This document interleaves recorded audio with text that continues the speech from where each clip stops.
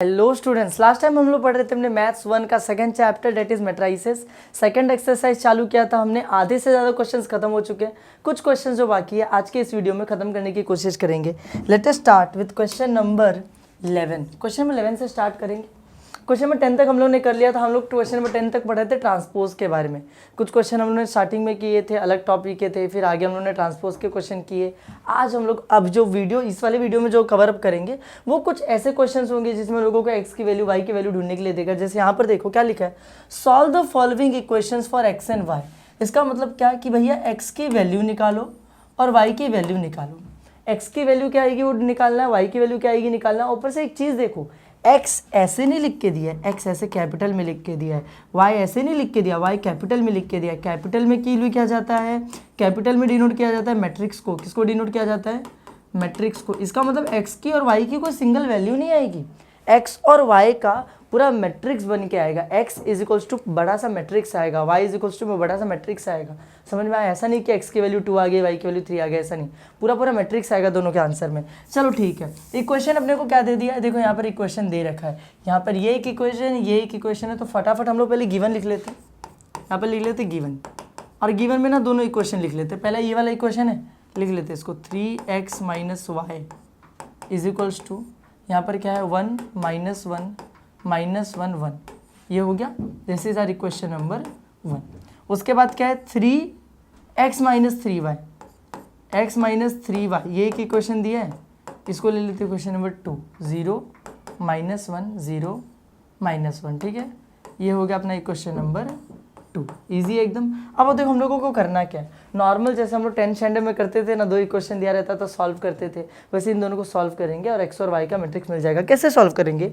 सबसे पहला काम होता है कि यार एक्स नहीं तो वाई, दोनों में से किसी एक का कोएफिशिएंट सेम होना चाहिए। 10th स्टैंडर्ड में करते थे, बहुत बार किया हम लोगों ने, 11th में भी किया है कि एक्स नहीं तो वाई, दोनों में से किसी एक का जो नंबर होता है बाजू वाला कोएफिशिएंट, वो सेम होना चाहिए। जैसे यहाँ पर एक्स के बाजू में क्या लिखा हुआ है 3, पर यहाँ पे एक्स के बाजू में 3 लिखा है क्या? नहीं लिखा हुआ है। यहाँ पर वाई के बाजू में क्या लिखा हुआ है? कुछ नहीं, यानी 1 है। यहाँ पे वाई के बाजू में 3 लिखा है, इधर 3 लिखा है, उधर नहीं लिखा है। मतलब देखो दोनों में कोई भी कोएफिशिएंट सेम नहीं है, तो सेम बनाना पड़ेगा। कैसे सेम बनाएंगे? यहाँ पर 3x है ना, अगर यहाँ पर x में मैं 3 से मल्टीप्लाई कर दूँ तो ये भी 3x हो जाएगा। ये कौन सा इक्वेशन है? ये इक्वेशन नंबर 2 है। तो मैं एक काम करता हूँ, मैं ऐसा लिखता हूँ, मैं लिखता हूँ मल्टीप्लाइंग।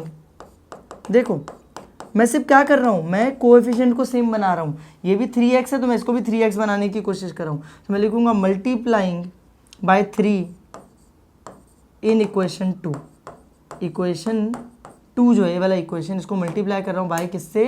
3 से मल्टीप्लाई कर रहा हूँ। तो क्या हो जाएगा? देखो ये 3 से मल्टीप्लाई हो जाएगा x, तो क्या हो जाएगा? वो 3x आ जाएगा, माइनस ये y, 3y 3 से मल्टीप्लाई हो जाएगा तो 3 × 3 9y। देखो 3 से मल्टीप्लाई करोगे तो सारे होंगे, ऐसा नहीं कि सिर्फ ये होगा। ये भी 3 से मल्टीप्लाई हुआ 3x, ये भी 3 से multiply, 3 3 = 9y is equals to में ये सारे भी 3 से मल्टीप्लाई हो जाएंगे। 3 0 = 0, 3 1 = 3, माइनस है तो माइनस ही रहेगा। 3 0 = 0, 3 1 = 3, माइनस है तो माइनस ही रहेगा, -3। समझ में आ गया? ये हो गया इक्वेशन नंबर अपने लिए 2। इक्वेशन नंबर 2 तो ऑलरेडी हो चुका है, इक्वेशन नंबर 3 हो गया। क्या हो गया? Equation number 3। अब ज़रा ध्यान से देखो, इक्वेशन नंबर 1 में भी ये 3x है और इक्वेशन नंबर 3 में भी ये 3x है। इसका मतलब इक्वेशन नंबर 1 और 3 में से मेरे को वैल्यू मिल सकती है। कैसे मिलेगी?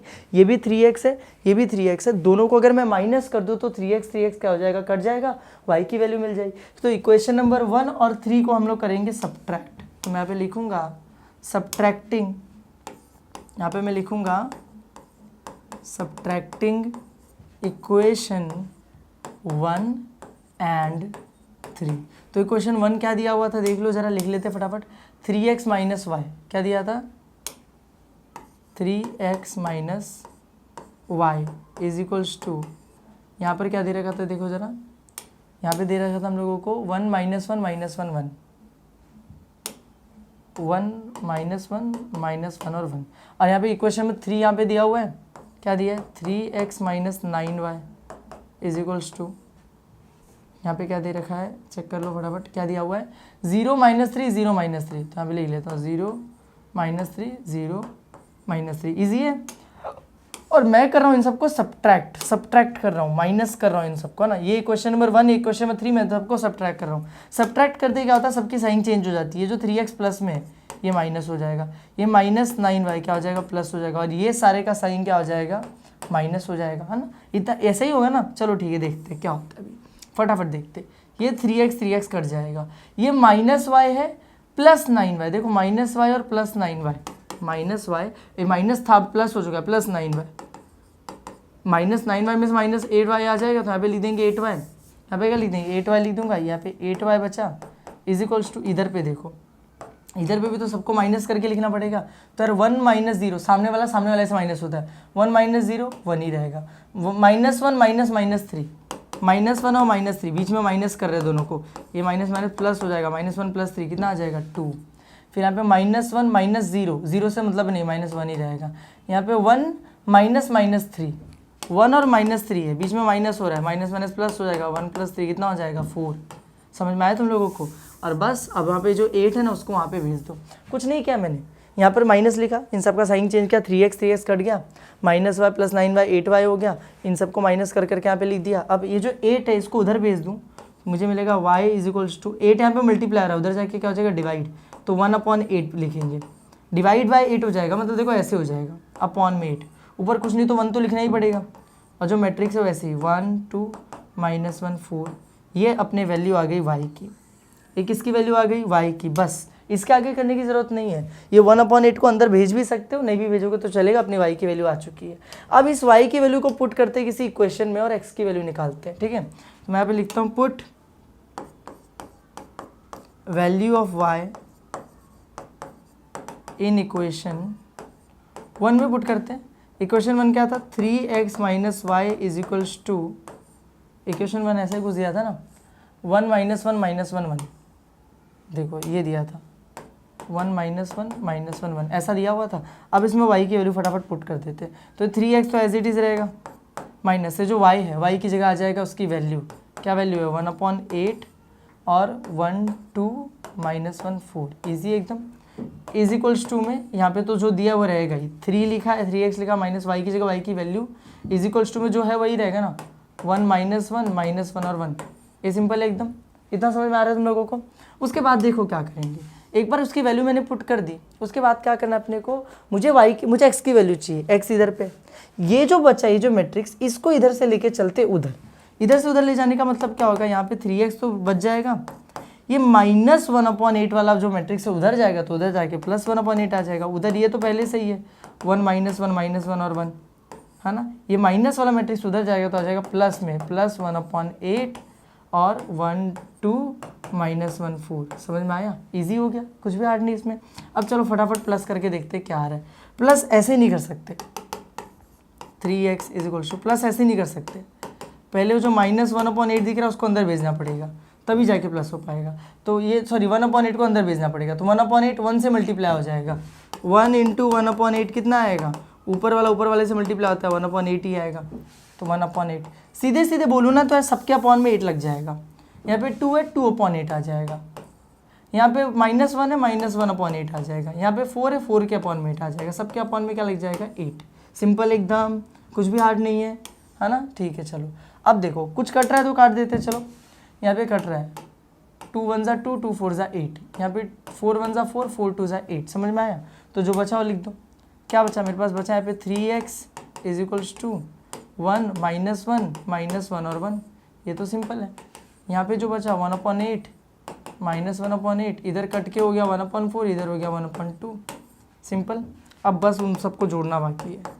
3x = ऐड करो, सामने वाले से ऐड होता है, ये जो 1 है ये किस में ऐड हो जाएगा 1/8 में, 1 ऐड हो जाएगा 1/8 में। कैसे ऐड करेंगे, क्रॉस मल्टीप्लाई करके, 8 1 = 8 प्लस 1 पूरे के अपॉन में 8, यानी कि 9/8, तो इधर क्या आ जाएगा 9/8, सिंपल था। उसके बाद देखो, उसके बाद क्या आ जाएगा, -1 जाके ऐड हो जाएगा 1/4 में, तो -1 + 1/4, 4 यहाँ पे क्रॉस मल्टीप्लाई होगा, 4 1 = 4, माइनस तो रहेगा ही, तो -4 प्लस 1 तो है अपॉन में 4, ये हो जाएगा -3 अपॉन में 4, -3 अपॉन में 4, ख़त्म। उसके बाद देखो क्या हो जाएगा, ये -1 जाएगा ऐड हो जाएगा -1/8 में, तो -1 ऐड हो जाएगा, ऐड यानी प्लस हो जाएगा -1/8 में, प्लस माइनस तो माइनस ही होता है 1/8, 8 को यहाँ पे क्रॉस मल्टीप्लाई करूँगा, 8 1 = 8, माइनस तो रहेगा ही, -8 -1/8 -9/8 क्या आ जाएगा -9/8। सिंपल, कुछ भी हार्ड नहीं है, सब इजी जा रहा है। उसके बाद क्या हो जाएगा, ये 1 प्लस हो जाएगा 1/2 में, 1 प्लस हो जाएगा 1/2 में, तो 2 को क्रॉस मल्टीप्लाई करो, 2 1 2 प्लस 1/2 3/2, तो यहाँ पे क्या आ जाएगा 3/2। सिंपल एकदम, ये सब बेसिक कैलकुलेशन तुम लोग को आती होगी, ठीक है। उसके बाद देखो, अब मुझे x की वैल्यू चाहिए ना, सिर्फ एक चीज़ यहाँ पे तकलीफ दे रही है, क्या 3, इस 3 को इधर से उधर भेज दो, 3 को इधर से उधर भेज दो, तो x = 3 वहाँ पे जाके 1/3 भी लिख सकते हो, नहीं तो सीधा अंदर भेज दो, सबके डिवाइड में 3 चला जाएगा। 9 डिवाइड में 9/8 था ना, नीचे एक और एक्स्ट्रा टर्म आ गया 3, -3/4 था ना, नीचे एक एक्स्ट्रा टर्म आ गया 3, ये 3 यहाँ पे मल्टीप्लाई हो रहा है, वहाँ जाके सबसे डिवाइड हो जाएगा। ऐसा भी लिख सकते थे वहाँ पे जाके 1/3, वो भी चल जाता, ये फिलहाल मैं सबके डिवाइड में डाल देता, तो -9 तो है ही, नीचे 8 है ही, नीचे 3 एक और एक्स्ट्रा आ गया, 3 तो है ही, नीचे 2 तो है ही, नीचे 3। देखो सब कुछ सेम सेम लिखा, लेकिन सबके इसमें × 3 आ गया, डिवाइड में 3 आ गया सबके, ठीक है। अब कैंसिल आउट करो, देखो 3 3 = 9, 3 3 कट जाएगा, 3 1 = 3, 3 3 = 9, 3 1 = 3, जो बचा लिख दो। चलो, तो देयरफॉर x = क्या बचा यहाँ पे, ऊपर बचा 3, नीचे 8, 3/8, यहाँ पे -3/8, यहाँ पे 1 -1/4, यहाँ पे 1/2, ईजी। ये अपनी वैल्यू आ गई किसकी, x की। सिंपल था एकदम, कुछ भी हार्ड नहीं है। देखो क्या करना होता है अपने को करना था, क्वेश्चन दिया था अपने को, 2 इक्वेशन दे रखे थे, x और y की वैल्यू निकालनी थी। हमने क्या किया, एक इक्वेशन को 1 लिए, एक को 2 लिए, फिर पहले कोएफिशिएंट सेम बनाए, इधर 3 था तो इधर भी 3 से मल्टीप्लाई कर दिए, फिर मल्टीप्लाई करने के बाद जब सेम बन गया तो दोनों इक्वेशन को लेके सब्ट्रैक्ट किया, x कट गया, y की वैल्यू मिल गई, और y की वैल्यू मिलने के बाद हमने पुट किया और किसकी वैल्यू निकाल ली, x की वैल्यू निकाल ली। समझ में आया, आसान था एकदम, कुछ भी हार्ड नहीं था, ठीक है। चलते हैं अपने नेक्स्ट क्वेश्चन की तरफ। अपना question number 12 again same, question number 12 भी क्या है, सेम है। Find the matrices A and B, A और बी फाइंड करना है अपने को इसमें, और सेम वैसे ही 2 इक्वेशन दे रखा है, ये पहला इक्वेशन दूसरा इक्वेशन, सेम वैसे ही सॉल्व भी करेंगे। पहले हम लोग क्या लिखेंगे, गिवन, पहले क्या लिखेंगे हम लोग, गिवन। ये वाला इक्वेशन देख लो क्या लिखा हुआ है, 2a - b = क्या दे रखा है, 6 -6 और 0, -4 2 और 1 ऐसे दे रखा है। वो वाला इक्वेशन देख लो क्या दिया हुआ है, a - 2b, क्या दिया हुआ है, a - 2b, वहाँ पे क्या लिखा है 3 to 8, 3 to 8, नीचे दे रखा -2 1 और -7, ईजी एकदम। अब करना क्या है, पहले दोनों में से किसी एक का कोएफिशिएंट सेम बनाना पड़ेगा। इसको ले लिया इक्वेशन नंबर 1, इसको ले लिया इक्वेशन नंबर 2। तो देखो यहाँ पे 2a है, यहाँ पर भी मेरे को 2a चाहिए, इक्वेशन नंबर 2 में 2a चाहिए तो 2 से मल्टीप्लाई करना पड़ेगा, तो यहाँ पे लिख देता मैं मल्टीप्लाइंग, सेम प्रोसीजर पिछले वाले की तरह, इक्वेशन 2/2, ठीक है। तो इस सबको 2 से मल्टीप्लाई करो, a को 2 से मल्टीप्लाई करूंगा तो 2a हो जाएगा, माइनस सारे मल्टीप्लाई होंगे ना, ये भी 2 से मल्टीप्लाई, 2 2 = 4 भी हो जाएगा, यहाँ पर भी सारे 2 से मल्टीप्लाई, 3 2 = 6, 2 2 = 4, 8 2 = 16, 2 2 = 4, 1 2 = 2, 7 2 = 14, सब कुछ सेम है, साइन वगैरह, बस सबको 2 से मल्टीप्लाई कर दिया, ठीक है। इन सबको 2 से मल्टीप्लाई करके लिख दिया, ये बन गया अपना इक्वेशन नंबर 3। अब मुझे दिख रहा है इक्वेशन नंबर 1 में भी 2a है, इक्वेशन नंबर 3 में भी 2a है, दोनों को माइनस करूंगा, 2a कट जाएगा, सेम पिछले वाली की तरह। तो यहाँ पे लिख दूंगा मैं सब्ट्रैक्टिंग इक्वेशन 1 and 3, इक्वेशन 1 और 3 को हम कर रहे हैं सब्ट्रैक्ट। तो सब्ट्रैक्ट करते टाइम इक्वेशन 1 लिखना तो पड़ेगा, क्या था इक्वेशन 1, 2a - b, क्या था इक्वेशन 1, 2a - b = में क्या वैल्यू दे रही थी, 6 - 6 0, 6 - 6 0, 4 2 -1 ऐसा कुछ था, -4 2 1, -4 2 1, ये हो गया। इक्वेशन नंबर 3 यहाँ पे लिखेंगे 2a - 4b, 2a - 4b = क्या दिया हुआ है, 6 4 16, 6 4 16, -4 2 -14, -4 2 और -14, ठीक है। हम लोग दोनों को सब्ट्रैक्ट कर रहे हैं इक्वेशन को, तो नीचे वालों का सिंबल चेंज हो जाएगा, मतलब ये 2a से -2a हो जाएगा, -4b से +4b हो जाएगा, ये सारे का भी माइनस हो जाएगा, साइन चेंज हो जाएगा ना। अब चलो देखते हैं क्या आंसर आ रहा है। पहला काम तो ये हो जाएगा भैया 2a - 2a कट जाएगा, -b और +4b, देखो -b और +4b +4 भी है ना, तो 3b आ जाएगा, b minus 4b minus b 3b आ जाएगा। यहाँ पे लिख देता हूँ 3b, सिंपल एकदम। उसके बाद में इक्वल्स टू, इस साइड में देखो माइनस करते हैं, 6 माइनस 6 कितना हो जाएगा 0। यहाँ पे -6 और -4 दोनों माइनस माइनस है, -10। 0 -16, 0 का तो मतलब नहीं है -16, तो -16 ही रहेगा। -4 -4 देखो, -4 -4 तो -4 ठीक है, माइनस माइनस प्लस हो जाएगा, +4 -4 कट के 0, यहाँ पे आ जाएगा 0, समझे। 2 - 2 कितना हो जाता है 0। 1 -14 कितना हो जाता है 1 और -14 है, बीच में माइनस हो रहा है, तो 1 और वो हो जाएगा, ये दोनों हो जाएगा मिलके क्या हो जाएगा +14, 15 आ जाएगा, तो यहाँ पे आ जाएगा 50। ईजी है, सिंपल, कुछ भी हार्ड नहीं है ना। देखो चल, अगर तुम ध्यान से देखते रहोगे तो कुछ भी हार्ड नहीं है, थोड़ा सा बस दिमाग लगाना है, सेम पिछले वाले क्वेश्चन की तरह करते जाना है। बस फाइनली बचा है यहाँ पे 3 बचा है, 3 को इधर से उधर बटा दूँ तो 3 यहाँ से वहाँ पे जाएगा, या तो 1/3 बाहर आ जाएगा, या तो सबके अपॉन में 3, मैं बाहर 1/3 लिख देता हूँ, मेरे को ज़्यादा बेटर लगता है, 1/3 बाहर लिख देता हूँ। 0 -10 -16 ये सब ऐसे ही रहने दो, 15 तो यहाँ पे मल्टीप्लाई रहता हूँ, वहाँ पे जाके डिवाइड हो गया, अपॉन में चला गया, और ये मिल गया अपने को बी मिल गया। अब अपने को क्या चाहिए, अब अपने को चाहिए ए। अब ए कैसे निकालेंगे सर, बी की वैल्यू पुट करेंगे, तो put value of B in equation 1, B in equation, A B की वैल्यू कौन से इक्वेशन में पुट करें, क्या बोल रहे हो तुम, 1 में पुट करूँ कि किसी और में पुट करूँ। मैं तो सोच रहा हूँ वैल्यू ऑफ बी इक्वेशन 1 में ही पुट कर देते यार, ज़्यादा दिमाग नहीं लगाते, 1 में ही पुट कर देते, ठीक है। तो इक्वेशन 1 में वैल्यू ऑफ बी पुट करते हैं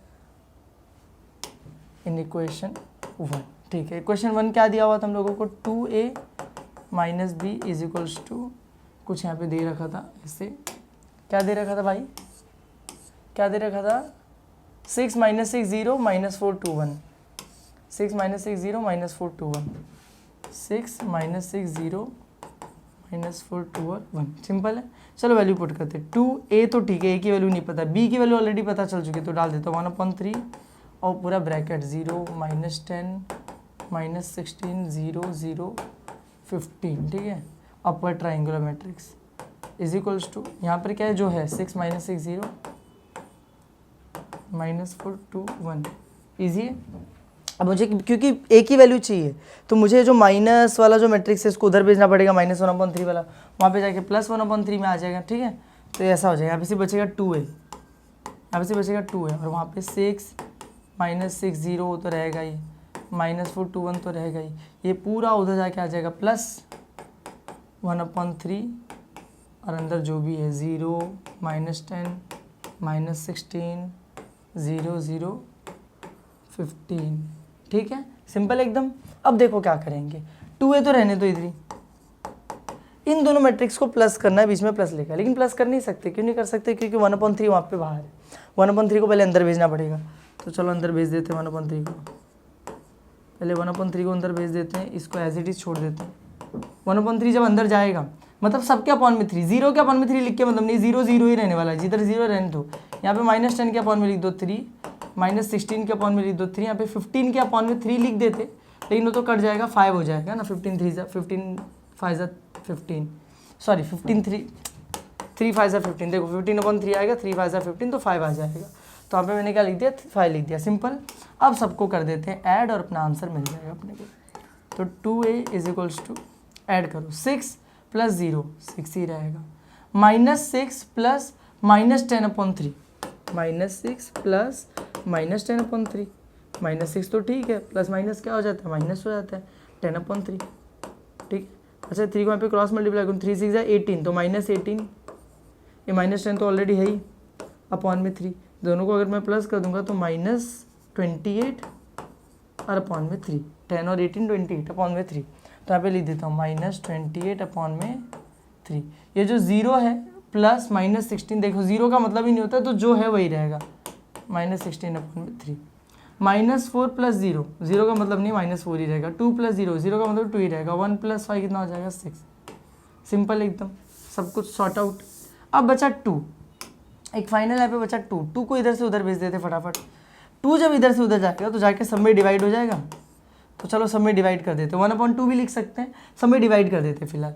6 के अपॉन में भी 2 आ जाएगा, -28/3 था, इसके भी अपॉन में 2 आ जाएगा इंटू 2, -16/3 था, इसके भी अपॉन में 2 आ जाएगा, -4 के अपॉन में भी 2 आ जाएगा, 2 के अपॉन में भी 2 आ जाएगा, 6 के अपॉन में भी 2 आ जाएगा। और फटाफट कैंसिल आउट करते हैं सबको, क्या हो जाएगा 6/2 कितना होता है 3, काट के देखो 6/2 3 हो जाता है 3, यहाँ पे दोनों कटेंगे, सॉरी 2 से कटेगा 14 आ जाएगा, तो -14 और अपॉन में बचा 3, यहाँ पे दोनों कटेंगे 8 आ जाएगा, तो -8/3, यहाँ पे 4/2 कटेगा तो 2 आ जाएगा, तो -2, यहाँ पे 2 कट के कितना आ जाएगा 1, यहाँ पे इन दोनों को काटेंगे कितना आ जाएगा 3, 3 2 6, तो यहाँ पे आ जाएगा 3, सिंपल। ये अपने को मिल गया अपना ए, इजी हो गया, ए की वैल्यू भी मिल गई, हम लोगों को बी भी मिल चुका था, ए भी मिल गया। सेम प्रोसीजर जो हम लोगों ने क्या किया था पिछले वाले क्वेश्चन में फॉलो किया था, ज़्यादा कुछ हार्ड नहीं है, आसान ही है, समझ में आया, इतना कोई सोचने वाली बात भी नहीं है, बहुत आसान क्वेश्चन है, सिंपली हो जाएगा। चलो चलते फिर नेक्स्ट क्वेश्चन की तरफ, यहाँ पर आ जाते हैं क्वेश्चन नंबर 13 पे। किस पे आ जाते हैं क्वेश्चन नंबर 13 पे। तो क्वेश्चन नंबर 13 में क्या दिया अपने को, देखो जरा, अपने को दिया यार फाइंड एक्स एंड वाई, अपने को एक्स और वाई की वैल्यू निकालनी है। किसकी वैल्यू निकालनी है, एक्स और वाई की वैल्यू निकालनी है, और ये अपने को पूरा क्वेश्चन अपना दे रखा है ऐसे। तो एक काम करते हैं, पूरी कंडीशन दे रही है कि इसमें से एक्स और वाई निकालना, पहले पूरी कंडीशन लिख लेते हैं यहाँ पे, गिवन, पूरी कंडीशन कॉपी पेस्ट करते हैं। ये जो दिया हुआ है कंडीशन क्या दिया है, 2x + y -1 और 1, यहाँ पे क्या दिया है 3 4y और 4, इजी। फिर यहाँ पे क्या दे रखा है प्लस, तो मैं भी लिख देता हूँ प्लस, फिर यहाँ पे क्या था -1 6 4, -1 6 और 4, फिर यहाँ पे देगा 303, तो मैं भी लिख देता हूँ 303, खत्म हो गया। इक्वल टू के उस साइड देखो क्या दिया है 355 355 6 18 और 7 6 18 और 7, ईजी एकदम।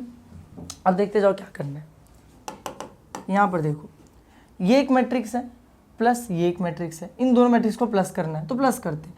2x + y है प्लस इसमें -1 हो जाएगा, तो प्लस और माइनस बाजू बाजू में, प्लस माइनस क्या होता है माइनस, तो -1, तो 2x + y था ही, ये दोनों मिलके आ गया -1, सिंपल। -1 + 6, -1 + 6 कितना होता है 5 होता है, तो यहाँ पे 5 आ जाएगा। 1 + 4 कितना हो जाएगा 5 हो जाएगा। यहाँ पे 3 प्लस, यहाँ पे भी 3 + 3 6, यहाँ पे 4y + 0 0 मतलब कुछ नहीं, तो 4y ही रहेगा। यहाँ पे आ जाएगा 4 + 3, तो 4 + 3 कितना होता है 7 होता है, 7 आ जाएगा, सिंपल, सबको प्लस करके लिख दिया। उसके बाद वहाँ पे देखो, वहाँ पे क्या हो जाएगा 3 5 5 जो था वहाँ पे सेम, वहाँ पे कुछ करना नहीं है, 18 और 7। अब अगर मैं इन दोनों को कंपेयर करूँ, अब देखो ये दोनों कंपेयर हो सकते हो, कंपेयर होकर एक्स और वाई की वैल्यू भी मिल सकती है, तो मैं यहाँ पे कर देता हूँ कंपेयरिंग। कंपेयरिंग में क्या होता है, करस्पॉन्डिंग एलिमेंट्स क्या हो जाते हैं, इक्वल हो जाते हैं। तो यार इसके करस्पॉन्ड में क्या है 3 है, तो मैं लिख सकता हूँ 2x + y -1 इक्वल्स टू, वहाँ पे क्या आ गया 3 आ गया, लिख दिया मैंने, ठीक है। और भी इक्वेशन निकालते, 5 = 5, जी अच्छी बात है पर मतलब नहीं है ना, 5 = 5 अच्छी बात है पर मतलब नहीं है, 6 = 6 अच्छी बात है पर मतलब नहीं। ये देखो 4y = 18 काम की चीज़ है, 4y = 18, खत्म हो गया, है ना। अच्छा यहाँ पर से y की वैल्यू निकल जाएगी यार, 4 को अगर मैं उधर भेज दूँ तो y = 18 तो है ही, अपॉन में 4 कैंसिल आउट करता हूँ, 2 2 = 4 2 9 = 18, तो मुझे मिला y = 9/2, y = क्या आ गया 9/2, चाहो तो और कैंसिल आउट कर दो 4.5 आ जाएगा, ठीक है। ये मिल गई मेरे को y की वैल्यू। इधर से अब x की वैल्यू निकालते हैं, जो -1 दिख रहा है इसको उधर भेज देता हूँ, तो उधर आके +1 हो जाएगा, तो 2x + y = 3 तो ऑलरेडी था +1, तो 2x + y = 3 + 1 कितना होता है 4। अब यहाँ पे एक काम करते हैं, x की वैल्यू चाहिए ना, y की वैल्यू मिल ही चुकी है, पुट कर देते हैं, तो 2x + y की जगह पुट कर देता हूँ 9/2 = 4, ये +9/2 है ना, इसको उधर भेज देता हूँ -9/2 हो जाएगा, तो 2x = 4 -9/2, ये जो है 2/2, इसको क्रॉस मल्टीप्लाई करो, 2 4 से कितना हो जाता है 8, -9 तो दिया ही, अपॉन में सबके 2 तो है ही, अब -9/2 करके देखो जरा कितना आ रहा है 2x, ठीक है।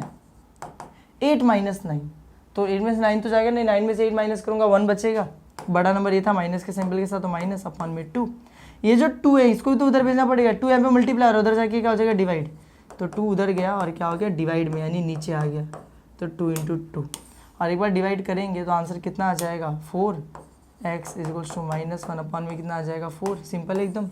कुछ भी हार्ड था क्या इसमें? कुछ भी नहीं हार्ड है। बस अपने को क्वेश्चन दिया हुआ था। क्या क्वेश्चन दिया था? ऐसा कुछ फालतू सा क्वेश्चन दिया था कि यार इसमें से x और y की वैल्यू निकालो, है ना। मैट्रिक्स नहीं है, x और y वेरिएबल, उनकी वैल्यू निकालो। तो कोई बड़ी बात नहीं थी। हम लोगों ने क्या सिंपल सा वो कंडीशन लिखी, यहाँ पे बीच में प्लस दिख रहा था, दोनों मैट्रिक्स को प्लस के कंपेयर की। कंपेयर करने पे y की वैल्यू मिल गई, y की वैल्यू पुट कर दी, x की वैल्यू भी मिल गई। समझ में आया इतना तुम लोगों को? तो चलते हैं अभी अपने नेक्स्ट क्वेश्चन की तरफ, that is our question number 14। Question number 14। अब क्वेश्चन नंबर 14 में देखो सेम मिलता जुलता वैसा ही क्वेश्चन, कुछ भी अलग नहीं है। यहाँ पे इफ दे दिया है, यहाँ पे एक मैट्रिक्स है, ये इस मैट्रिक्स के इक्वल है। हम लोगों को बोला find A B C D. देखो ये फर्क है, उसमें 2 वेरिएबल की वैल्यू निकाली थी, इसमें 4 वेरिएबल की वैल्यू निकालनी है। कोई बड़ी बात है नहीं, कोई बड़ी बात नहीं है, सेम कंपेयर करके निकालेंगे, बस थोड़ा सा लंबा हो जाएगा, ठीक है।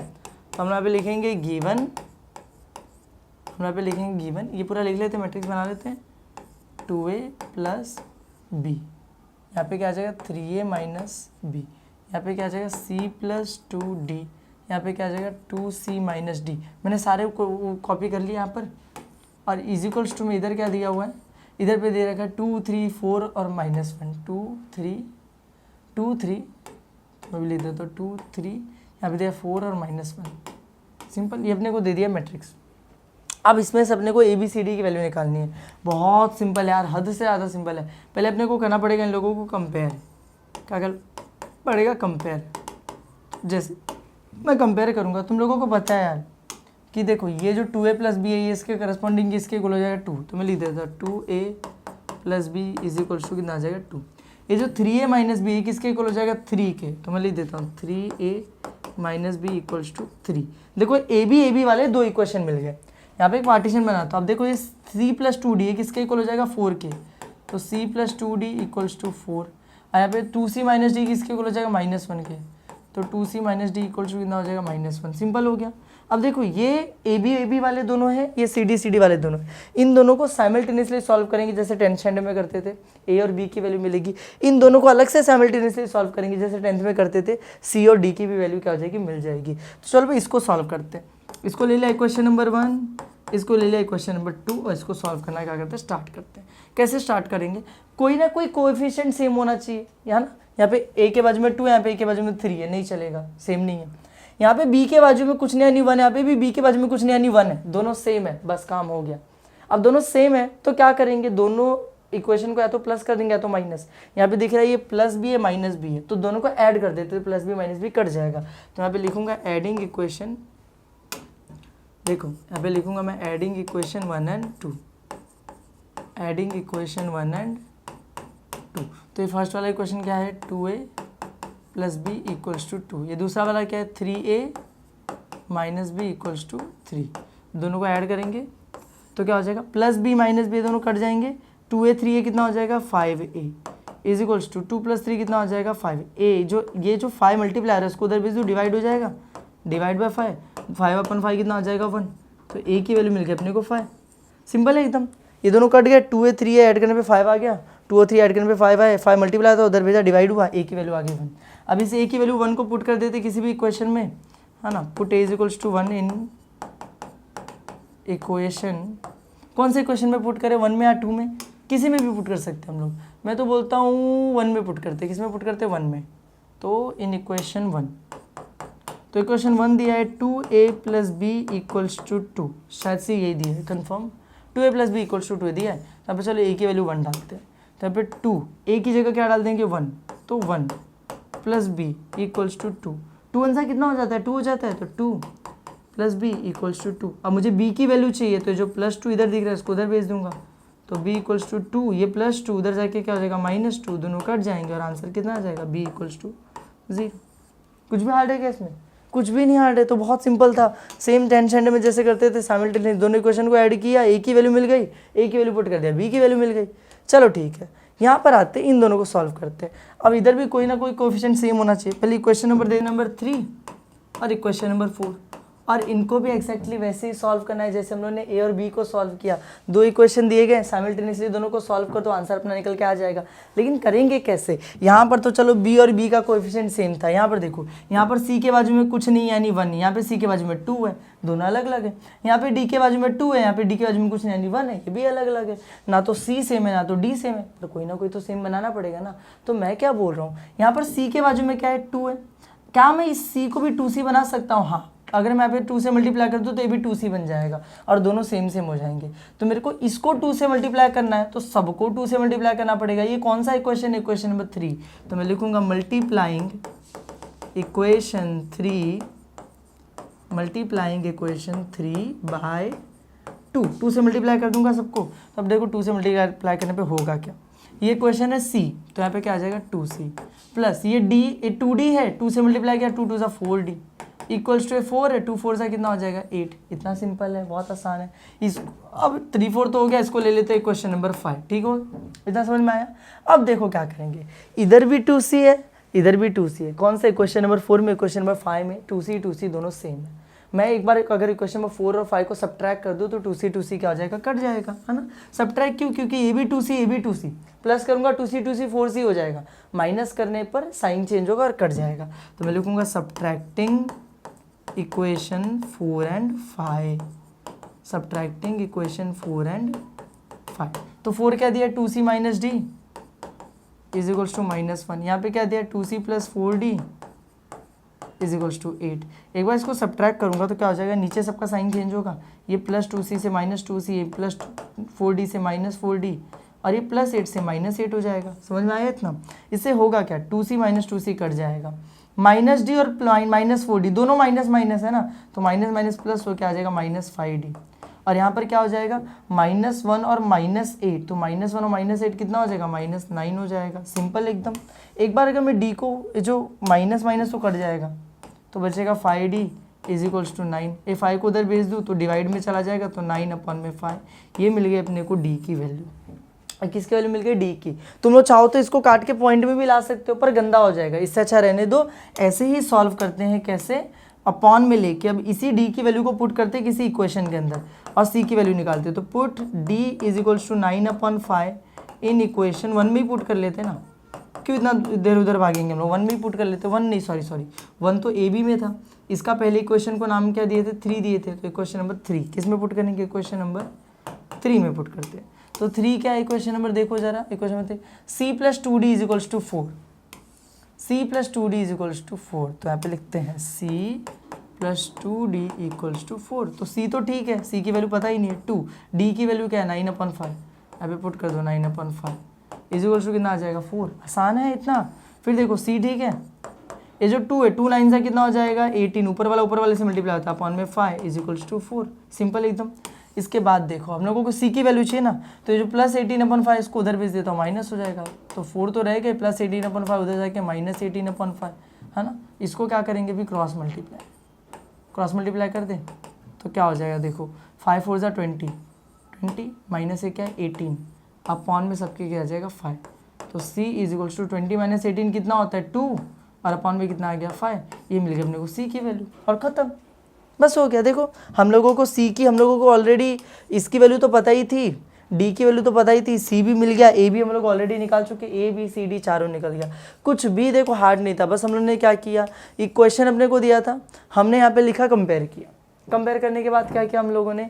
2 इक्वेशन मिले ए बी के, 2 इक्वेशन मिले सी डी के, इन दोनों को सॉल्व किया, ए बी में निकल गया, इन दोनों को सॉल्व किया, सी डी निकल गया। समझ में आया? बहुत ज़्यादा आसान क्वेश्चन है। अब चलते अपने नेक्स्ट क्वेश्चन की तरफ, and that is the last question of this exercise. इस पूरे एक्सरसाइज का लास्ट क्वेश्चन है ना। दिखने में तुमको बहुत बड़ा दिखाई दे रहा होगा, लेकिन आसान है। मैं ऐसा नहीं बोलूँगा कि छोटा है, पर आसान है, बहुत ज़्यादा आसान है अगर समझने की कोशिश करोगे तो। देखो क्या लिखा हुआ है यहाँ पर, इधर देखो। यहाँ पर अगर हम लोग रीड करना चालू करें तो बहुत सारी इन्फॉर्मेशन दी है। लिखा है कि there are 2 book shops own by Suresh and Ganesh. 2 book shops हैं, बुक शॉप यानी जहाँ पे बुक बिकती है, ऐसे दुकानें जहाँ पे बुक बिकती है। एक सुरेश की बुक शॉप है, स्टेशनरी बोलते हैं ना हम लोग, एक गणेश की बुक शॉप है। अब देयर सेल्स इन रुपीज़, उनकी जो सेल्स है वो रुपीज़ में होती है। कैसे होती है? रुपीज़ में। For books in 3 subject, physics chemistry bio. अब वो लोग क्या बेचते हैं? फिजिक्स केमिस्ट्री मैथमेटिक्स की बुक बेचते हैं। मालूम है तुम लोग कॉमर्स वाले हो, लेकिन साइंस को सब्जेक्ट होते हैं फिजिक्स, केमिस्ट्री, मैथ्स, बायो, ठीक है। तो यहाँ पे सुरेश और गणेश दोनों की बुक शॉप है, वो लोग फिजिक्स की बुक बेचते हैं, केमिस्ट्री की बुक बेचते हैं, मैथमेटिक्स की बुक बेचते हैं, है ना। अब उनका जो सेल्स हुआ है इन रुपीज़ वो हम लोगों को दिया गया है जुलाई मंथ का और अगस्त मंथ का, दोनों का 2017, जुलाई 2017, अगस्त 2017 का डेटा यहाँ पर दिया है। ये जुलाई सेल्स का डेटा है और ये अगस्त सेल्स का डेटा है। मैंने तुमको जब ये चैप्टर स्टार्ट किया था तभी बताता है matrix is use to show the data represent करने के लिए यूज होता है। जो डेटा टेबल में होता है उसको मैट्रिक्स के फॉर्म में रिप्रेजेंट करते हैं।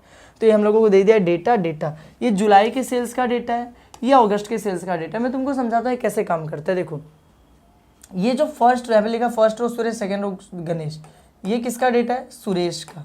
ये जो फर्स्ट रो है सुरेश का है, ये जो सेकंड रो किसका है? गणेश का है। सेकंड रो गणेश का है। ये फर्स्ट रो किसका है? सुरेश का है। ये सेकंड रो किसका है? गणेश का है। ये फिजिक्स केमिस्ट्री मैथ्स का है, ये फिजिक्स केमिस्ट्री मैथ्स का है। देखो ऊपर लिखा भी फिजिक्स केमिस्ट्री मैथ्स, है ना। अब तुम लोग खुद ही समझो, अगर मैं तुमसे बोलूँ, मेरे को बताओ सुरेश ने जुलाई में कितनी मैथ्स की बुक बेची, कितना सेल्स किया मैथ्स का? तो ये रहा सुरेश मैथ्स में 8,500 का सेल्स किया, गणेश ने मैथ्स में 8,905 का सेल्स किया, सुरेश ने केमिस्ट्री में 6,750 का सेल्स किया। समझ में आया? ऐसे ये चीज़ें क्या करती हैं, काम करती हैं। पूरा डेटा अपने को दिया हुआ। अब हम लोग को जो जो निकालने वाला निकालना चालू करते हैं फटाफट। पहले क्वेश्चन में हम लोगों को दे दिया, find the increase in sales in rupees from July to August. Find the increase in sales. Increase in sales मतलब सेल्स में कितनी बढ़ोतरी हुई फ्रॉम जुलाई टू अगस्त। मतलब जुलाई में कम बिका था, अगस्त में ज़्यादा बिका सामान, लेकिन कितने रुपए, कितना ज़्यादा सेल्स हुआ वो हम लोगों को पता लगाना है। और यहाँ पे लिख के नहीं दिया कि किसके लिए, सुरेश के लिए कि गणेश के लिए।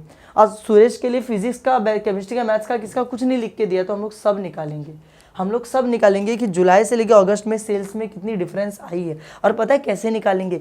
माइनस कर करके। कैसे निकालेंगे? माइनस कर करके। तो देखो हम लोग ऐसे करेंगे, हम लोग यहाँ पे लिखेंगे first question, increase in sales. सीधी सी बात है ना यार, मेरे को इंक्रीज इन सेल निकालना है। जुलाई में 50 रुपए का सामान बिका, अगस्त में 80 रुपए का सामान बिका, तो कितना इंक्रीज हुआ? 30 रुपए का। कैसे पता चलेगा? 80 माइनस 50 करके तो पता चलेगा ना। तो इंक्रीज इन सेल्स में लिखता हूँ पहले फॉर सुरेश, पहले यहाँ पे किसका निकालेंगे? सुरेश का। और यहीं पर बाजू में पार्टीशन मार के यहाँ पे किसका निकालेंगे? फॉर गणेश। किसका निकालेंगे?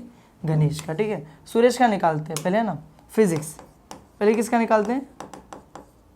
फिजिक्स का निकालते हैं। ठीक है, फिजिक्स में कितनी इंक्रीज हुई। फिर केमिस्ट्री निकालेंगे, केमिस्ट्री में कितना इंक्रीज हुआ। फिर मैथ्स निकालेंगे, मैथ्स में कितना इंक्रीज हुआ। ऐसे इसका भी पहले फिजिक्स निकालेंगे, ये भी तो फिजिक्स केमिस्ट्री मैथ्स तीनों बेच रहा था ना।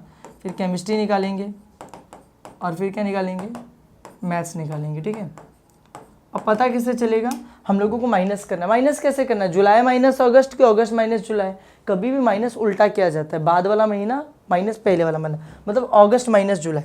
तो पहले फिजिक्स की बात करते हैं, सुरेश की बात करते हैं। सुरेश का फिजिक्स देखो, सुरेश ने अगस्त में 6,650 की सेल की फिजिक्स की। सुरेश का फिजिक्स 6,650, सुरेश का फिजिक्स 5,600। अगस्त में 6,650 माइनस जुलाई में 5,600 माइनस करके यहाँ पे आंसर लिखेंगे। कितना आएगा देखो ज़रा ध्यान से। 5,600 है ना, 400 बढ़ाएंगे तो 6,000 हो जाएगा, और 600 बढ़ाएंगे तो 1,000, 1,050, 1,050।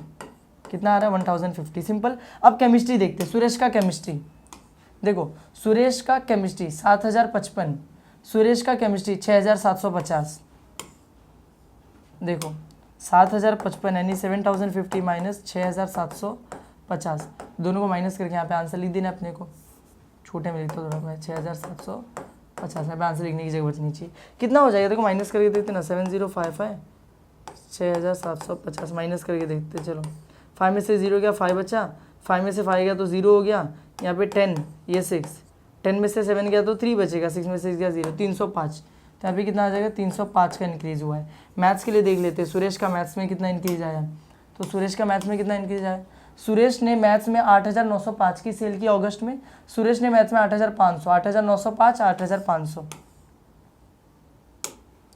8,905 माइनस 8,500। अगस्त वाला सेल माइनस जुलाई वाला सेल किया तो आंसर मिलेगा 405। कितना मिलेगा? 405।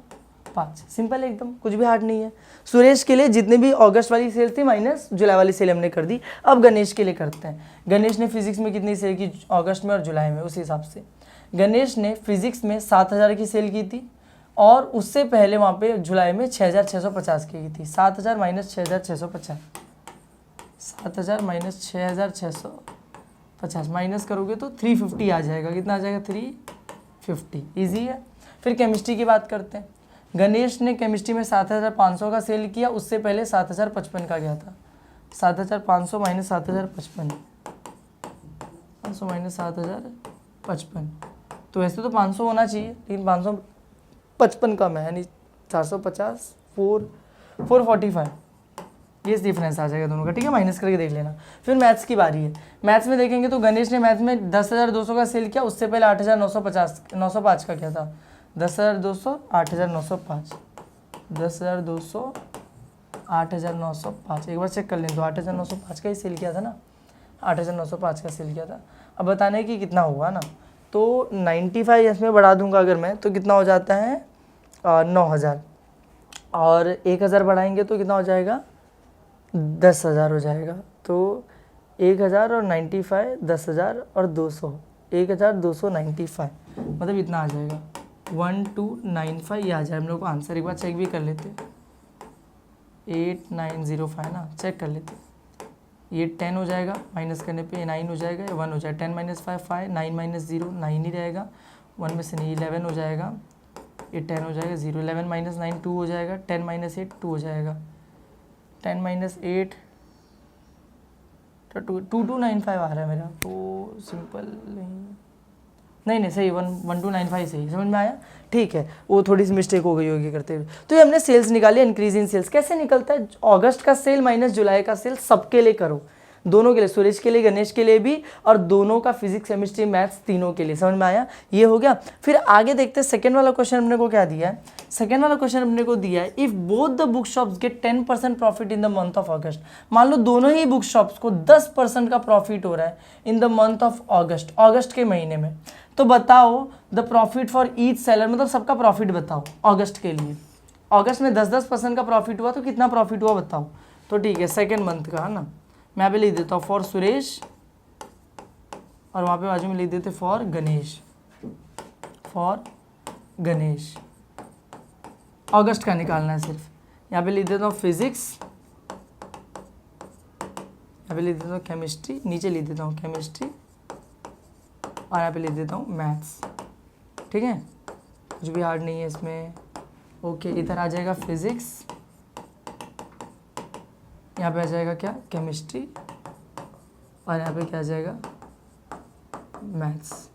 चलो देखो 10% का प्रॉफिट हुआ था, इसका मतलब क्या करना है, अगस्त के महीने में 10% का प्रॉफिट हुआ, उधर अगस्त का प्रॉफिट निकाला है, तो जितनी भी सेल्स हुई है इंटू 10/100। 10% का मतलब क्या होता है, 10% का मतलब क्या होता है 10/100, यही होता है ना। तो जो भी सेल्स हुई इसको 10/100 से मल्टीप्लाई कर तो अपने को आंसर मिल जाएगा। ठीक है, तो जो भी सेल्स हुई है, तो सुरेश की फिजिक्स की कितनी सेल हुई है, अरे ना सब कुछ अगस्त में होने वाला है, तो सुरेश की फिजिक्स की 6650 की सेल हुई है, तो यहाँ पर 6650 इंटू 10% यानी 10/100 क्या हो जाएगा, ये जीरो से कट जाएगा, एक बचा हुआ जीरो इससे कट जाएगा, बचेगा क्या 665। सुरेश की केमिस्ट्री की कितनी सेल हो रखी है, देखो जरा, सुरेश की केमिस्ट्री की सेल हो रखी है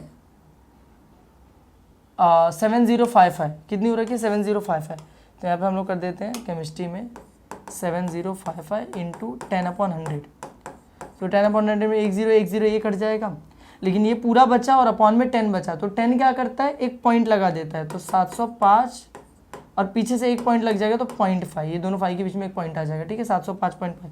मैथ्स का देख लो, मैथ्स का कितना दिया है, मैथ्स का कितना है सुरेश का मैथ्स का हुआ था 8,905, 8,905, तो 8,905 इंटू 10/100, ये 0 कटेगा, नीचे 10 बच गया, यहाँ पे पीछे से एक डिजिट के बाद पॉइंट लग जाएगा, तो 890.5। सिंपल हो गया, सुरेश का हो गया। अब गणेश का निकालते हैं, गणेश का देखते हैं। देखो गणेश का फिजिक्स में 7000 है, फिजिक्स में कितना है 7000 है, तो यहाँ पे क्या हो जाएगा 7000 इंटू 10% ना, तो 10% यानी 10/100, 100, एक जीरो इधर से कटेगा, एक जीरो इधर से कटेगा, बचेगा कितना 700। आंसर है 700। केमिस्ट्री का देख लेते हैं, इसका कितना है। केमिस्ट्री का कितना है, गणेश का केमिस्ट्री है 7500 और ये 10200 है मैथ्स का। 7500 10200 लिख देता हूँ मैं, इसका 7500 है और इसका क्या है 10200 है। ठीक है, देखते रहो अच्छे से। 7500 इंटू 10% यानी 10/100, ए जीरो इधर से कटेगा, एक जीरो इधर से कटेगा, कितना बचा 750, तो 750। यहाँ पर देखो इंटू 10/100 करेंगे 10% के लिए, एक जीरो इधर से कटेगा, एक जीरो इधर से कटेगा, तो कितना बच जाएगा 1020 समझ में आया। और बस खत्म। प्रॉफिट निकाला था सबका 10% लगा के, तो सबकी जो सेल्स थी अगस्त वाली इंटू 10% यानी 10/100 करते गए, सबका प्रॉफिट निकलते चला गया और ये सारे अपने आंसर है। और बस इसी के साथ ये क्वेश्चन यहीं पे खत्म होता है। तुम लोग बोलोगे मैट्रिक्स तो किया ही नहीं, मैट्रिक्स का यूज़ था क्वेश्चन को समझने में, सॉल्व करने में यूज़ नहीं था। ठीक है, हम लोग सॉल्व भी कर सकते थे यूजिंग मैट्रिक्स, पर ये ज़्यादा बेटर मेथड है।